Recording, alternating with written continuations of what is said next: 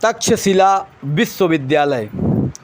श्रीमान गुरु के चरणों में श्रद्धा से हम प्रणाम करते, प्रार्थना गजानन से करके शारदा चरण में हैं झुकते।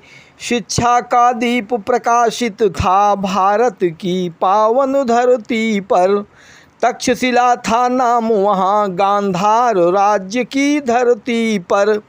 पाकिस्तान का पंजाब प्रांत में रावलपिंडी जनपद है, उस रावलपिंडी जनपद में तहसील ये तक्षशिला भी है।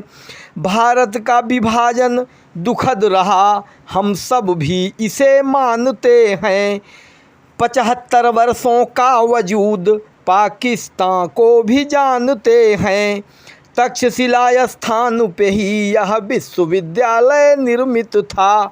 2700 वर्षों पहले यह शिक्षा दीप व्यवस्थित था। भारत ही नहीं विश्व भर का यह ही पहला विद्यालय था। भूमंडल का पहला भी है, पर श्रेष्ठ सभी ने माना है। भारत की बौद्धिक राजधानी सबने ऐसा ही जाना है।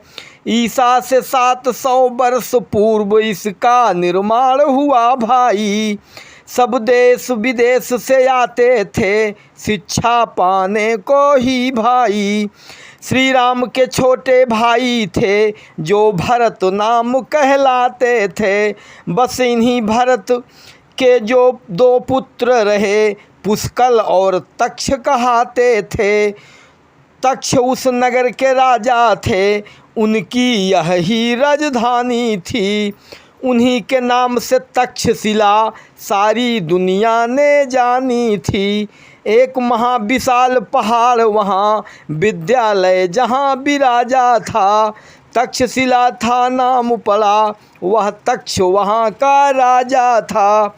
विद्यालय वहाँ पे निर्मित था, इसके भी रहे कई कारण। अंतर्राष्ट्रीय तिराहा था, इसलिए वहाँ शिक्षा का प्रण।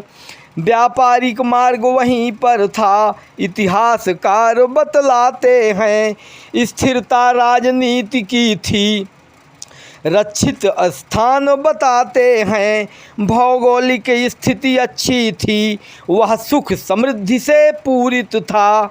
यश कीर्ति पताका चहुदिश थी, स्थान वहाँ पर रक्षित था। शिक्षा का दीप ये अल्प समय में चरम बिंदु पर पहुँचा था। राजा हो या फिर हो गरीब, सब एक समान से सच्चा था। शिक्षा के इस पावन थल ने हमले भी अनेकों झेले हैं। यूनानी फारसी और कुषाण के दंश बहुत ही झेले हैं। योग्यता परीक्षा लेकर ही इसमें प्रवेश भी होता था। यह उच्च विशिष्ट ज्ञान का भी शिक्षा का पावन केंद्र भी था। शिक्षा निःशुल्क रही पूरी, अपनी पसंद का विषय रहा। लगभग 1200 वर्षों तक छात्रों को देता ज्ञान रहा। 10,000 छात्र पढ़ा करते, रहने खाने की व्यवस्था थी। जो भवन वहाँ पर निर्मित थे उनकी भी 3 कोठियाँ थी। रत्न सागर रत्नोदधि था, रक्त रंजक भी कहलाते थे। थी वहाँ व्यवस्था उच्च कोटि, आकर के विदेशी गाते थे।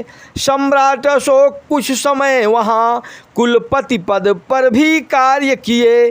जन्मेजय जी ने नाग यज्ञ इस ही धरती पर रहे किए। विद्वान लोग कुछ पढ़े यहाँ, थोड़े का नाम गिनाता हूँ। इस विद्यालय की महानता का कारण यही बताता हूँ। सुश्रुत जी, चरक और पाणिनि भी शिक्षा को यहीं पर पाए थे। जीवक, कौटिल्य और चंद्रगुप्त की शिक्षा यहीं कराए थे। कात्यायन और पतंजलि भी इस विद्यालय के छात्र रहे। श्री राम शकल पांडे जी ने अपनी पुस्तक में यही कहे। श्री नथुलाल गुप्त जी ने व्यापारिक केंद्र बताया है। जयशंकर मिश्र स्वयं ने भी इस ज्ञान को खूब समझाया है। संगीत, सर्जरी, नृत्य कला, वाणिज्य, व्याकरण शिक्षा थी। तीरंदाजी, आयुर्वेद तथा दर्शन की शिक्षा होती थी। लगभग 60 विषय की शिक्षा तक्षशिला में होती थी।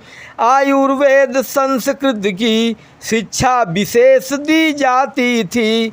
अंग्रेज अधिकारी कनिंघम ने इस विद्यालय को सराहा है।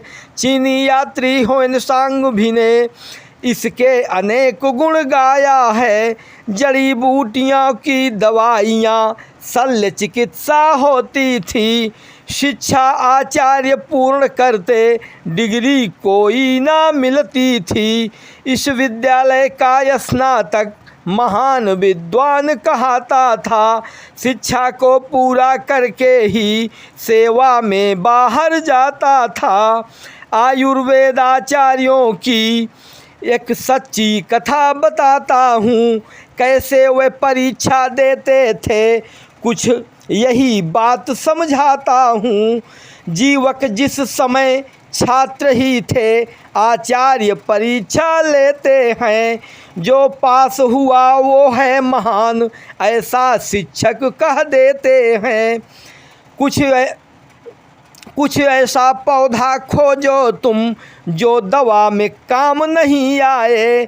स्नातक से भी हैं महान, आचार्य स्वयं थे बतलाए। 2-4 वनस्पतियों को भी हर छात्र खोज कर लाता है, पर जीवक खाली लौटे थे, इतिहास ग्रंथ बतलाता है। जब शिक्षक जीवक से पूछा तो जीवक शीघ्र बताते हैं, गुरुवर ऐसा पौधा ना है जिसमें औषधि ना पाते हैं। शिक्षक ने गले लगाया तब जीवक की जय जयकार हुई। शिक्षक ने कहा, धन्य हो तुम, तेरी हर शिक्षा पूर्ण हुई। जाओ जन जन की सेवा में, तुम भारत को निरोग कर दो। संसार तेरे गुण गाएगा, शिक्षा का ये उपयोग कर दो। इतने ब्राह्मण विद्वान वहाँ सब सरस्वती के पुत्र रहे। हर राजकुमार राजाओं को शिक्षित करके वे भेज रहे। युद्ध कला की सभी निपुणता वहाँ पढ़ाई जाती थी। बौद्ध धर्म का ज्ञान वहाँ की धरती भी बतलाती थी। बौद्ध धर्म का ज्ञान वहाँ की धरती भी बतलाती थी। लगभग 60 विषय की शिक्षा तक्षशिला में होती थी।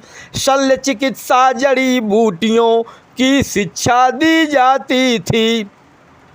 5वीं सदी में ऊना के जनजाति ने इसको नष्ट किया। मजबूत दीवारें पत्थर की इस जनजाति ने तोड़ दिया। तक्षशिला के खंडहर भी आसमां खुले में रोते हैं। आने वाले पर्यटकों से निज दर्द व्यथा को कहते हैं। आने वाले पर्यटकों से निज दर्द व्यथा को कहते हैं। जय हिंद, जय भारत।